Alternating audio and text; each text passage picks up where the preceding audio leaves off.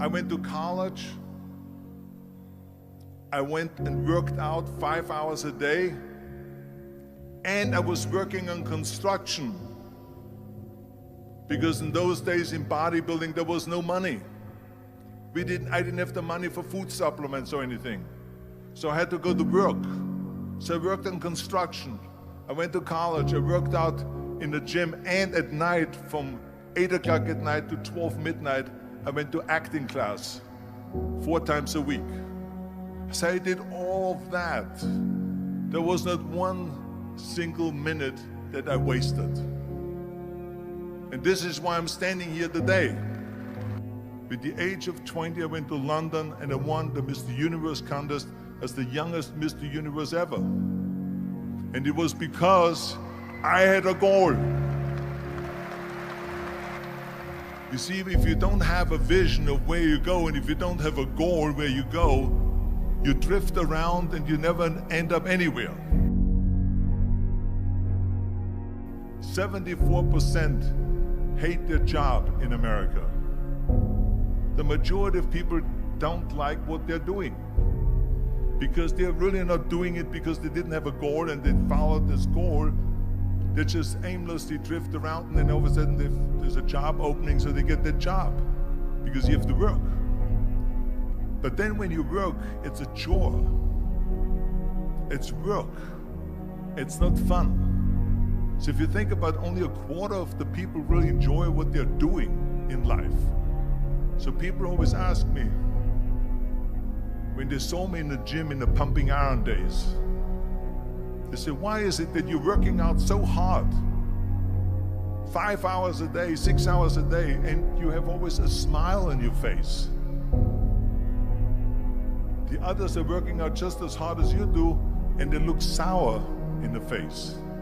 Why is that? And I told people all the time, I said, because to me, I'm shooting for a goal. In front of me is the Mr. Universe title. So every rep that I do gets me closer to accomplishing that goal, to make this goal, this vision, turn into reality. Every single set that I do, every repetition, every weight that I lift will get me a step closer to turn this goal into reality. So I couldn't wait to do another 500-pound squat. I couldn't wait to do another 500-pound bench press. I couldn't wait to do another 2,000 reps of sit-ups. I couldn't wait for the next exercise. So let me tell you something, visualizing your goal and going after it makes it fun. You got to have a purpose no matter what you do in life. You got to have a purpose.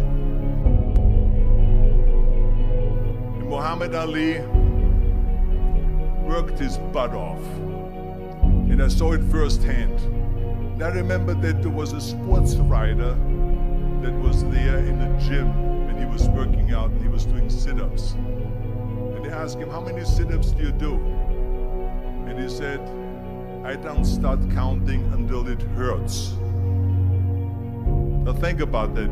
He doesn't start counting his sit-ups until he feels pain.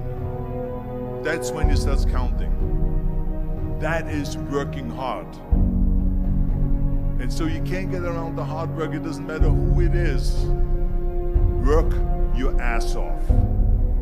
There is no magic pill. There is no magic out there. You cannot get around. You have to work and work and work. Make sure of this and make sure of that and all that stuff. So it's work. And it drives me crazy when people say that they don't have enough time to go to the gym for 45 minutes a day and work out. Or to do something for 45 minutes to an hour a day to improve. If it is physically improve or if it is mentally to improve. Imagine you read 1 hour a day about history. How much you will learn after 365 hours in 1 year. Think about if you study about the history of musicians, of composers, how much you would know. Imagine if you would work on a business, on some business that you want to develop every day for an hour. Imagine how further along you will go and get. So it drives me nuts because when people say we don't have the time, we have 24 hours a day. We sleep 6 hours a day, so that gives you still 18 hours. So there's someone shaking their head out here in front. They say probably, I don't sleep 6 hours, I sleep 8 hours, right? Or just sleep faster. So we have 18 hours a day. The average person works around 8 to 10 hours. So let's assume it's 10 hours, so we have 8 hours left. Then you travel around an hour a day, maybe 2 hours a day. So now you have still 6 hours left. So what do you do with these 6 hours? What do you do with these 6 hours? Then we eat a little bit, then we schmooze a little bit, talk a little bit to people and all that stuff. But you can see how much time there is available if you organize your day. So you got to work hard. I hate plan B. And I tell you why. Because we have so many doubters, as I've said earlier, the no-sayers. We have so many of those people that say no and you can't do it, that's impossible. That is okay because we just turn off, as I said earlier, and we listen and we hear the no being a yes. You can't do it, you can do it, and all of that. So that is possible to do that amongst all the negative people around you. But when you start doubting yourself, that's very dangerous. Because now what you're basically saying is that if my plan doesn't work, I have a fallback plan, I have a plan B. And that means that you start thinking about plan B, and every thought that you put into plan B, you're taking away now that thought and that energy from plan A.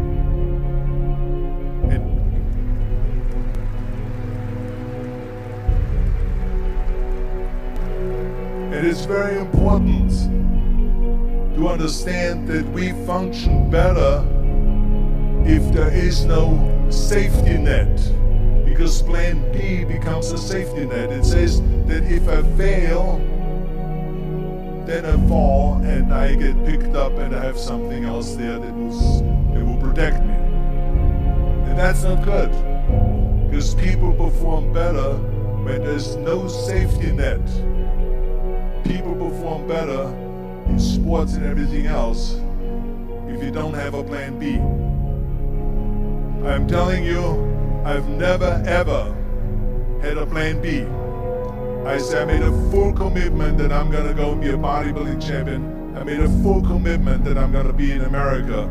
I made a full commitment that I'm gonna get in the show business and I'm going to be a leading man. No matter what it takes, I will do the work.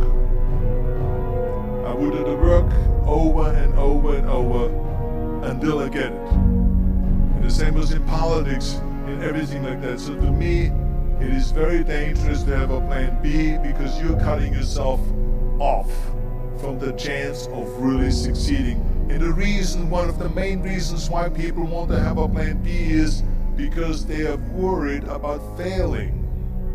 What is if I fail, then I don't have anything else? Well, let me tell you something, don't be afraid of failing, because there's nothing wrong with failing. You have to fail in order to climb that ladder. There's no one that doesn't fail. Michael Jordan said in one of his interviews, when they said, "You're unbelievable, you're the greatest basketball player of all times." I mean, tell me about that. And he says, well, you're just mentioning the successes. But he says, for me to become the greatest basketball player, I missed 9,000 shots when I was playing basketball at the NBA games. So during these games that he was so successful, he missed 9,000 shots. Does it make him a failure? No. He's one of the greatest basketball players of all times, but he failed 9,000 times. Do you get it? We all fail. It's okay.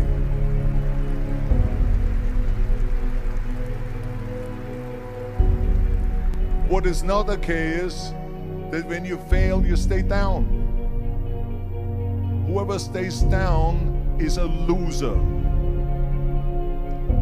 And winners will fail and get up. Fail and get up. Fail and get up. You always get up. That is a winner. That is a winner.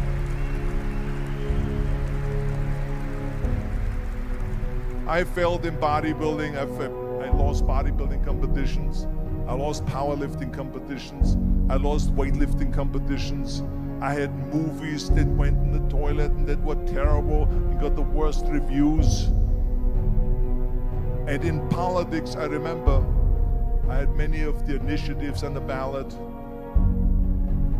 and we lost. My approval rating in California went down to 28%, and then it went back up again, and I won again the governorship. Hey, we all lose. We all have losses. This is okay, and this is why I say don't be worried about losing, because when you're afraid of losing, then you get frozen. You get stiff, you're not relaxed. You got to be, in order to perform well in anything, if it's in boxing or if it is on your job or with your thinking, is only happening when you relax. So relax.